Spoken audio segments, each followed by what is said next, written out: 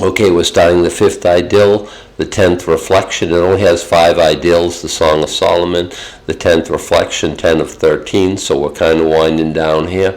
We're in chapter 6, verse 10, and we read through to chapter 7, verse 10. Okay, one of the longer reflections. I'll read it, then we'll pray. Who is this? The one looking like the dawn, beautiful as the full white moon, pure as the warm sun, awesome as a banner host. Unto the nut garden I went down to see the shrubs of the valley brook, to see the budding of the vine, and the pomegranates flowering. I did not know my soul lifted me up, set me among the chariots of my princely people.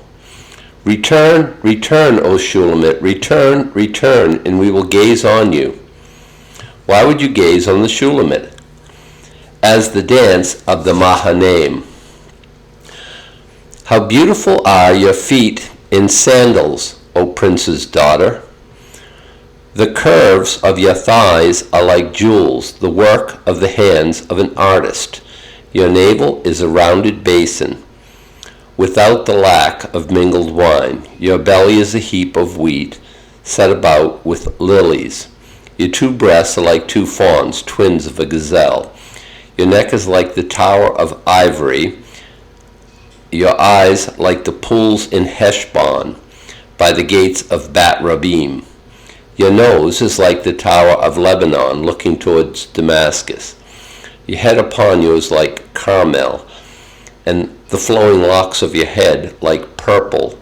A king is captive in the tresses. How you are beautiful, oh how you are beautiful, O love in the delights. This your stature is likened to a palm tree, and your breast to clusters.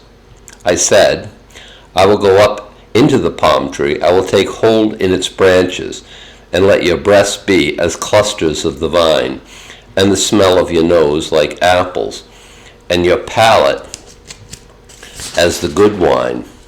Going down from my lover smoothly, moving the lips of the sleeping, I am my lover's, and upon me is his desire. Okay, we should pray. Father, as we look into your word, we thank you for this wonderful book. Awesome. Hard to understand sometimes, and the parts that we do understand, frankly, make us blush. But you've given it to us. It's your word. It's good. And Lord, we thank you for marriages. We thank you for godly marriages. We thank you for intimacy. We thank you for all the good things you've blessed us with. Help us to discern your word in a way that blesses and honors you. In Jesus' name, amen. Now, what I left out is who's talking to who when. And that's always a little bit of guesswork.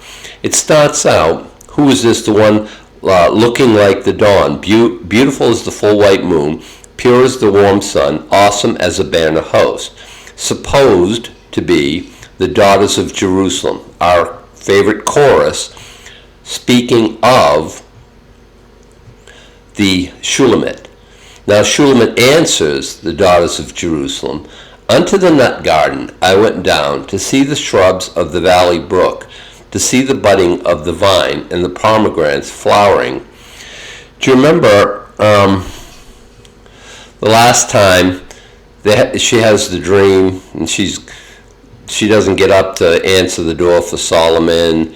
She's going through the city looking for him. She says to the daughters of Jerusalem, help me look for him. And they're like, oh, why would we, who's your beloved, so that we would do this? And she explains to him and stuff. And then she says, well, I remember where he is. And she's goes down to the garden, which is probably her, in the idea of her, her sexuality. So they're in each other's arms at the end. All is good, all is forgiven, and he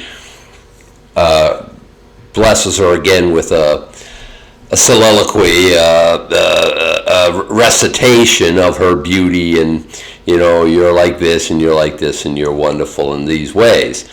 Now, if this is the same nut garden I went down to see the shrubs of the Valley Brook, or maybe she's just saying, I want to go out and see what's going on. It's springtime, the pomegranate's flowering. When a young man's fancy turns into the spring, well, maybe a young woman's fancy's the same way. Maybe it's only that. I did not know, my soul lifted me up, set me among the chariots of my princely people. So she has this, I don't know if she's actually in a chariot, maybe she is, but, think about that. In the ancient world, you don't have an opportunity very often to go fast. You're on a mule, on a cart being, pulled by a mule. You're on a boat. You don't have like a gasoline engine. You don't have a throttle in your hands. You're not in a speedboat zipping across a lake. A chariot's fast, pulled by steeds. And is she, saying my soul's kind of like, liberated, free, or is she actually in a chariot? I don't know. I almost think the latter, because the daughters of Jerusalem say, return, return, O Shulamit, return, return, and we will gaze on you. And she says, why would you gaze on the Shulamit? The idea, like, what are you looking for? What do you got to see here? She, I think, is accepting of her beauty, but she's still a little uneasy, even after many, I don't know, all this time. I have a sense that time is passing in this. Again, it's just a snapshot, and they're not given in exact order. And the daughters of Jerusalem answer her, why would you gaze on the Shulamit? And she says, as the dance of the Mahanaim. Now, that's a problem. We encountered this word before. When Jacob is coming back, he spent time with Laban. He's had all his children. He's got 4 wives, or 2 wives and 2 concubines, as you would count it, whatever, 12 sons, daughters. He's coming back to meet Esau, and he's really nerved up about it. So he breaks everybody into 2 camps. And he says, I've become 2 camps. Mahanaim is the 2 camps, is the idea there. So what has this got to do with that? I don't know. I've heard a lot of conjecture. I don't know. Is it just, this is called the dance of the Mahanaim, and she's going to dance for Solomon, either in the nude or very scantily clad. He is talking about her in a very intimate way, and he mentions things that are frankly make people blush. So this is Solomon to Shulamit. This is chapter 7, verse 1. How beautiful are your feet in sandals, O prince's daughter. Now, if you want to take this and run with it, like, I got to get my toenails done at the beautician, and, whatever, I need to get new sandals, or that's fine. But what he's saying is, how beautiful are the movement of your feet. She's dancing. And she has sandals on, obviously, because he mentions them. The curves of your thighs are like jewels, the work of the hands of an artist. He's actually saying the curves or the vibrations of your thighs are like jewels. Again, she's dancing. Your navel is as a rounded basin without the lack of mingled wine. Let's keep going. Your belly is as a heap of wheat set about with lilies. Your 2 breasts, he mentions her breasts all the time. And of course, this, the old commentaries who don't see this as about sex at all, 2 breasts or anything in the world but 2 female breasts. But it's obvious and evident to even the most casual of observers, he's talking about her breasts. Your 2 breasts are like 2 fawns, twins of a gazelle. There's obvious beauty in fawns and twins of a gazelle. So he's talking about, this is his way of saying your breasts are beautiful. Your neck is like the tower of ivory. stately is the idea. If you said, and of course, like again, alabaster skin, kind of very porcelain, very white, very becoming. I know in our society, if you're a white person, you try to get your skin as dark as possible. If you can't go to the, get it naturally out in the sun, you buy it in a bottle, or you go to a tanning salon or something like this. In the old days, in this culture, white was the, because you remember at the beginning, she's black but comely, because the sun, don't look upon me, the sun's looked upon me, she says. Black, not African black. And by the way, there's nothing wrong with that, but that's just not what she's saying. She's saying, I've been out in the sun a long time. The sun's looked on me. I'm black. Okay, I may be attractive, but I'm not like one of these stately ladies of the court, because guess what? I'm all, sunburnt, and I've been out in the sun all the time.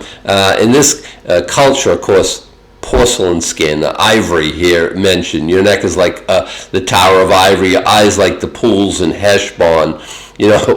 Back along. I'm showing my age, but your eyes are like limpid pools. But looking back in the 40s and 50s, and I'm not sure if anyone ever said that seriously, but you see it on the movies or something, the old black and white movies. And he's saying the same thing. Your eyes are like, I could get lost in the depth of your eyes. They're like pools. And apparently in Heshbon there were these beautiful pools, obviously, by the gates of Bat Rabim. Your nose is like the Tower of Lebanon looking towards Damascus. Again, stately, not... You had nose like the Eiffel Tower, or nothing like that. Whatever it is that whatever words you would employ them to make your wife know that you think she's the most beautiful creature God ever invented. And let your imagination go wild. We wouldn't use these terminology anymore, because we don't even know what the Tower of Lebanon looks like, the one that points towards Damascus. Apparently it's something very beautiful, very comely, very stately, very whatever it is. She would hear that and she would, oh, Sally, and she would just melt like butter. And that's basically what you want. You want her to feel good about how she looks. This is a woman's her biggest desire, her biggest need is that you love her, that she feels comfortable or secure, is probably a better word, in your love. And she won't unless you tell her. She has to know that, and you have to communicate that. And again, I don't know, write a poem. Say what's on your mind. Say what's on your heart. Say what's, we don't talk like this. We talk like, babe, you're like knocking me out. You are so awesomely beautiful. Okay, it's not exactly Keats or Browning or anything. I don't know, but it gets the point across. Your head upon you is like Carmel, and the flowing locks of your head like purple. A king is captive in the tresses. Now that will play in any age, okay? How you are beautiful, and how you are pleasant, O love, in the delights. This your stature is likened to a palm tree, and your breasts to clusters. I said, I will go up into the palm tree. I will take hold in its branches. Is he saying what I think he's saying? Well, of course he is. And let your breasts be as clusters of the vine, like wine, he's saying, right? And the smell of your nose like apples, and your palate as the good wine. Your love for me is intoxicating, is what he's saying. She answers, going down for my lover smoothly. She's talking about the wine, okay? Moving the lips of the sleeping, I am my lover's, and upon me is his desire. Moving the lips of the sleeping. So this is on the other side, okay? So the Bible is, the kind of, okay, now fade to black. The close-up, the kiss, the fade to black, and then now a new scene. We get it, okay? We're sexual beings. We understand what happened. We don't need a painfully obvious, explicit exchange. They think we do in the movies now. I think it may sell. You don't have to be hit over the head. We go ahead and fade to black. Well, this is fade to black, and then on the other side of, moving the lips of the sleeping. She's like falling asleep in his arms is the idea. I am my lover's, and upon me is his desire. So is she fading out? That's her thought. Totally satiated. So totally feeling connect. There's obviously a connection there.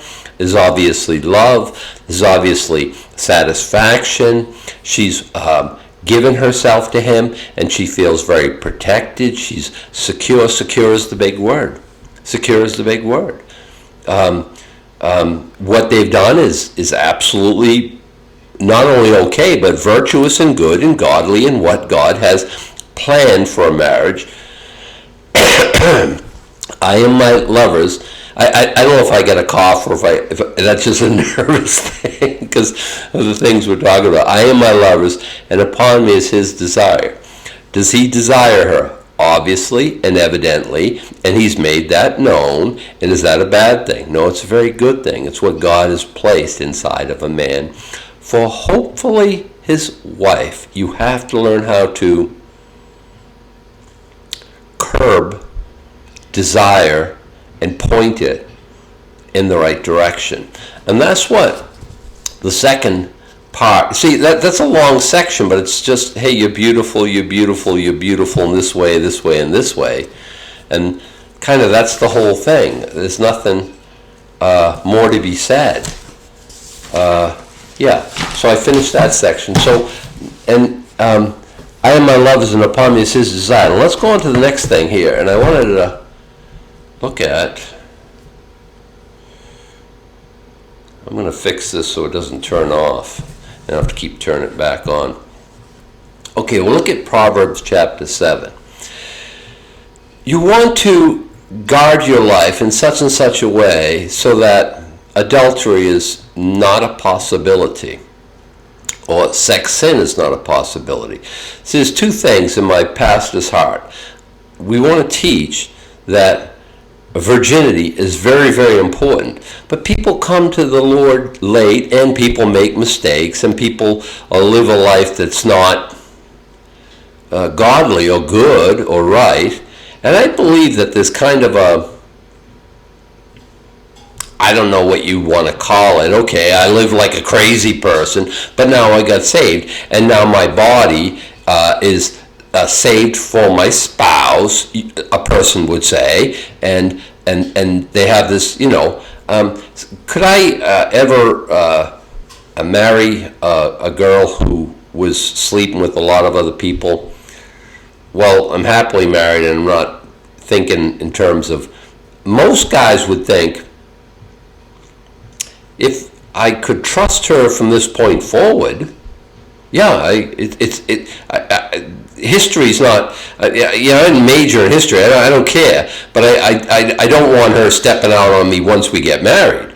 How do I know? Like, she's got this history. How do I know she's going to be? Well, if she's faithful to the things of the Lord from the time she gets saved going forward, that's kind of like virginity reestablished. Now, I was listening to somebody talk about this principle, and I think we all know what I'm talking about. And he mentioned, he says, if you've messed up or if your virginity was taken away. And I thought, whoa, back up the train. Your virginity is never, ever taken away. It can only be given away. You say, well, I hate to be the one to tell you, Adam, when I was a young person, I was raped by no, stop. You're hurting my heart. My pastor's heart is that's unacceptable that ever happened. And you want to see tears. I mean, I don't. That is a horrific thing. But and that you've been violated, that you've been attacked. But don't ever think that has anything to do with virginity. You didn't give anything away. And if somebody stole something from you, that doesn't even count. That has got nothing to do with your heart. That's got nothing to do with sin. If a person was raped, they're not sinning. The rapist, the rapacious fool, that violent, vile, useless piece of, don't even get me started here. I will say some really ungracious words, but that person, that beast, stole something, but you're not, and they did one of the most vile crimes. In the Old Testament, it was, that's it, game over, you're stoned and you're dead. And I, with all my heart, believe that should be what should happen these days as well. You stole something that's not yours to steal. But don't you, as the victim, ever think that you've done anything wrong. Well, I could have been a little bit more guarded. Okay. Foolish or silly is one thing.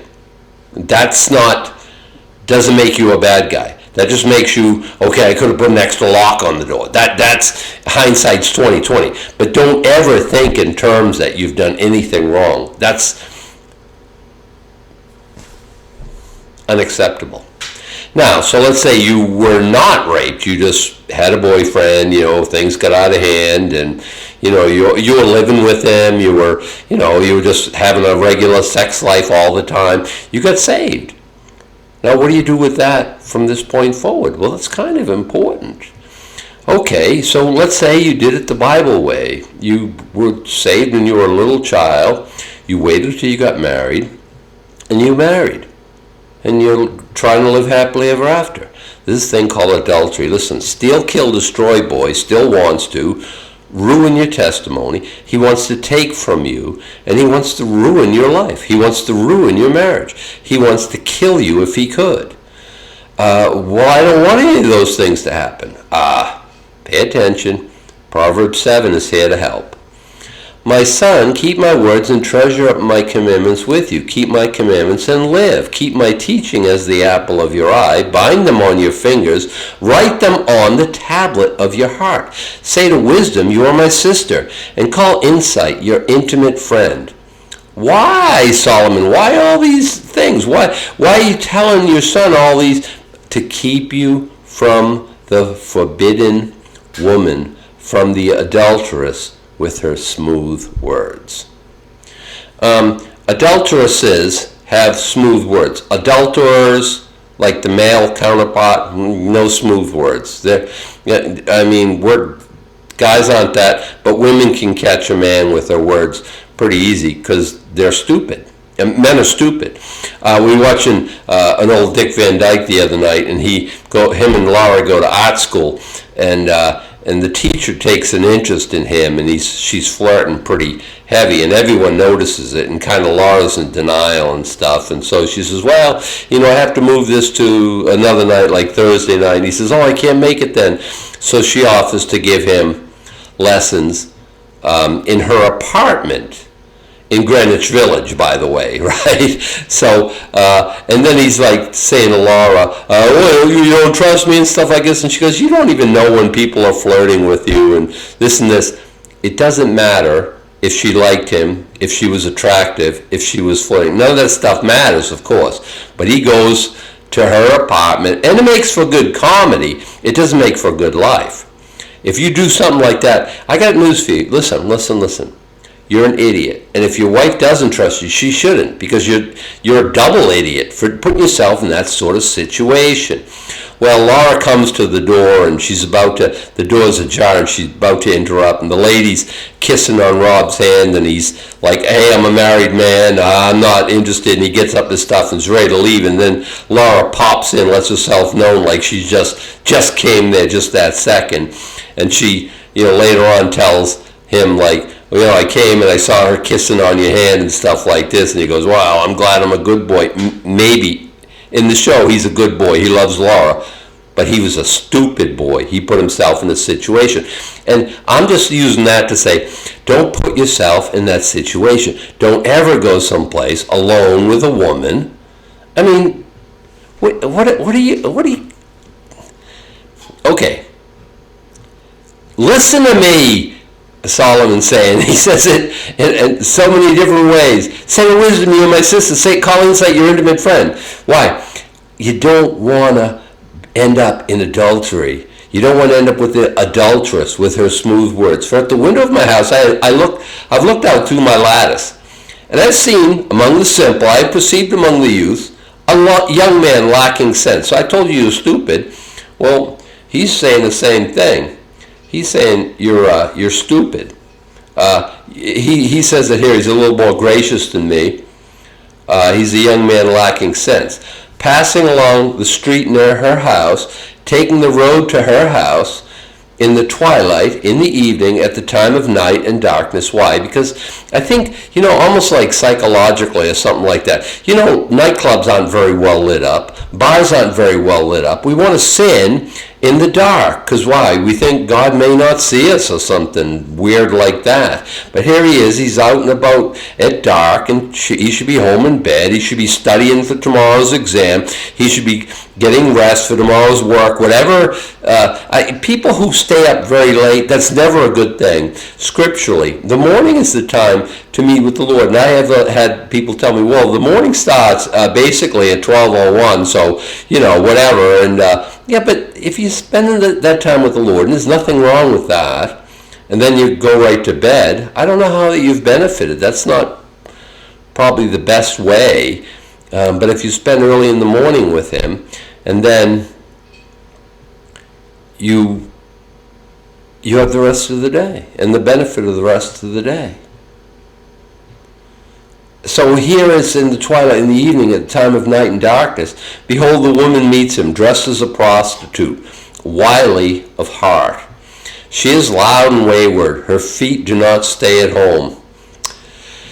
Now in the street, now in the market, at every corner she lies in wait. She seizes him and kisses him, and with a bold face she says to him, I have to offer sacrifices, and today I had to offer sacrifice, and today I've paid my vows. Incredible to me, she has the God talk down. God, I've seen people, God gave us this wonderful, intimate relationship. Shut up. God didn't give you sin. Not now, not ever, not never. So now I've come out to meet you, to seek you eagerly, and I have found you. I've spread my couch with coverings, colored linens from Egyptian linen. I have perfumed my bed with myrrh, aloes, and cinnamon. Come, let us take our fill of love till morning. Let us delight ourselves with love. She's offering love, but she's only going to give sex. What's the difference? Sex is good. No, it's called sin. This is like when we're reading Song of Solomon, it's beautiful and it's intimate. Obviously sex is involved, but shame is not involved. And I think that's kind of the key. So she's offering things she's not going to provide. Now look at this. For my husband is not at home. He has gone on a long journey. He took a bag of money with him. At full moon he will come home. So we're not going to get caught. It's going to be fine, is what she's saying. Here's what I want everyone to understand in the sound of my voice. You're always caught. You're always caught. Your secret sin in heaven is open scandal. You're always caught. There's always lipstick on the collar. There's always the receipt that shows up on the credit card from the motel, or why'd you gas up over here? What were you doing over there? I thought you were supposed to be here at this job, and make sure you know this. Your sin will find you out. My husband, he's not at home. He's gone on a long journey. He took a bag of money with him. At full moon he will come home. Yeah, but he transacted his business early. He comes home and it's not going to go well. With much seductive speech, she persuades him. With her smooth talk, she compels him. The word compels, it means forced. That's the thing, she just made me. I couldn't say no. Well, if you were at home minding your own business, it'd been easy to not say anything. The situation wouldn't have come up. At this point, you're way down the wrong road to do a U-turn in the middle of it. Would Rob Petrie, there's no such animal. The writers of the show write what they write. Would a guy in that situation, when his wife's not at the door, have enough wherewithal to say to a young, beautiful woman, "No, I don't think so. I'm just not interested. I have my wife at home." And I think it was a big number. It was like 60-something or 70-something% of all men who were asked would they have an affair if they were sure that their wife would never find out. And 60 or 70% said yeah. And I thought that's lamentable. I don't care if my wife found out or not. I would know. I want to hold my head up high. I want to be a man of God. I want to have some sort of integrity. I want to set an example. I want to be able to live with myself. I want to be able to put my pillow on the head and think like, I think God's pleased with me. I think He likes me. I think He likes the choices I've made. I'm trying to honor Him in the things that I do. I'm trying to honor Him in my marriage. I want everyone to know that my wife is number one with me. You can't know me for more than 5 or 10 minutes, but you know that I am married to a girl named Suze who I absolutely adore. I want it to be that way. It's not a question of if you get caught or not. Why do people think in those terms? You're already caught by God. And you're going to have to answer. What's your reason going to be? Well, I didn't think I was going to get caught. I mean, that's crazy stuff, right? You want to guard yourself in this. You don't want to go to that street corner. You don't want to go to that section of town. You want to be out at night with your friends. You want to, listen, every time I go anywhere, my wife knows about it. Well, not exactly true, but for the most part. So I went Christmas shopping today, and she was out with her gal pals. They're going Christmas shopping. They went down to Portland way, and she was saying, "So what are you going to do?" And she wants to know. Hey, no, I'm going to do a little Christmas shopping. Then I'm going to come home. I'm going to do this. I'm going to do the YouTube video. I'm going to upload them and do all that stuff. I go out and I say, I got to go to the store. I got to get this, and this. I'll be right back. Do you need anything? And then I get this, and this. I see something else and I grab that. Big deal. I come back. She always knows where I am. Why would I ever try to have her not know where I am? And so, I used to be, when I was in construction, I used to travel a lot. Now I'm in construction, but I'm home every night. But I used to travel, and I'd be, away for a week or sometimes even longer than that. And I'd call her every single night. And sometimes I would call her several times a day. Which is hard, because I don't have that. My life is boring when I'm doing construction. What can I say? There's not that much to report. But I like to talk with her and just check in and just let her know what I'm doing, how I'm feeling, what's going on. Of course. Oh, he took a bag of money with him. He's not going to come home. He'll come home at the full moon, but we got, weeks. Don't worry about that. With much seductive speech, she persuades him. With a smooth talk, she compels him. All at once, he follows her. As an ox goes to the slaughter, or as a stag is caught fast. Now, it's interesting to me, because I haven't looked this up. In the King James, it says, he goeth after a straightway, as an ox goeth to the slaughter, or as a fool to the correction of the stocks. He's talking about an ox to the slaughter, or as a stag is caught fast. I don't know which one it is. I don't want to be a caught fast stag. I don't want to be a fool in the correction of the stocks. And I certainly don't want to be an ox going off to the slaughter. Till an arrow pierces its liver. As a bird rushes into a snare, he does not know that it will cost him his life. You're saying, so what, Adam? Adultery is deadly now? Can be. You can get I don't know that you'll die of a heart attack right there in her bed, although you might. It can be. It can be, you get a disease that takes your life. The husband does come home. He didn't have as much money with him as she thought, and he takes your life. Or it could just be death in the sense of death of your marriage. I know men who will tell you, oh, if I could just turn back the clock. Well, don't worry about turning back the clock. Don't worry about not getting in that situation to begin with. O now, O sons, listen to me, and be attentive to the words of my mouth. Let not your heart turn aside to her ways. Do not stray into her paths. It's all a question of the heart. Don't let your heart stray. Tune your heart to love your wife. Tune your heart to love your wife only. You know, well, like guys do it. You could think women are attractive, but that doesn't mean you have to lust and think all the different permutations. And you want to control your heart. That, you know, in Proverbs it says control that you watch over your heart. In it are the paths of life, and life or death. It's all about the heart. Let not your heart turn aside to her ways. Boy, if I ever had the opportunity, no, you're already sinning. You're already down a path that you shouldn't go down. Don't let your heart do that. It's deceitful. It's wicked. It's desperately wicked. It's deceitful above all else. Pray, Lord, don't let me be that guy. Lord, help me to make the choices that honor you. Lord, help me to fall in love with my wife all over again. Let her know that I'm not looking at any other women. Let her know that, Lord. Give her security in the fact that my heart is hers and hers only. You have to do that. Don't let your heart turn aside to her ways. Do not stray into her paths.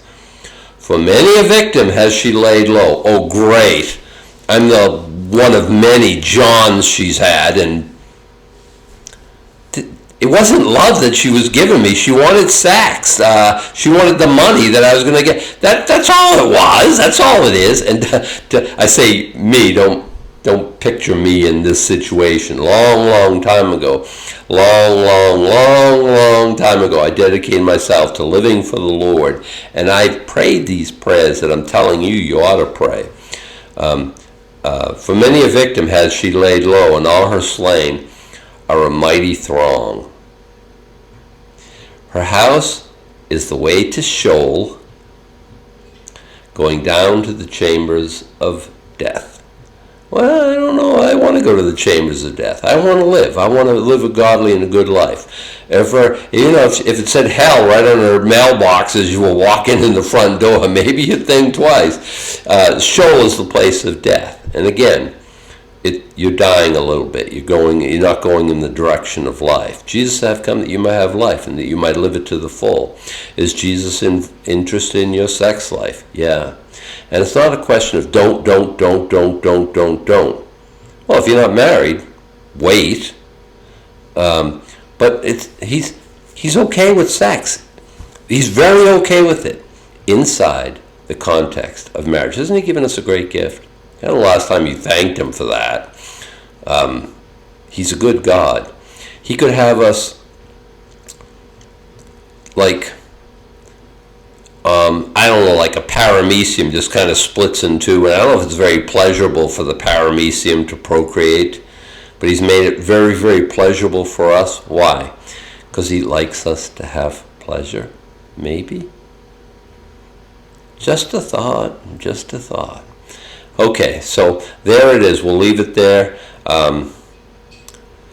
Let's pray. Father, anyone listening to this, I pray that they would not be the adulterous one. I pray that they would learn how to watch their steps in such and such a way that catastrophe like this would never be named among any of your people. And if that can't be true, Lord, how about the people that go to church, at our church, Lord? How about just that we're the pure ones, and we're the holy ones, and we're the ones who are given over to your ways, and we see the folly of sin. Lord, help us to be resolute in our decisions. Help our spouses know that our body is for them and them alone. Lord, bless this study in your word. We ask it in Jesus' name. Amen. Okay, grace and peace.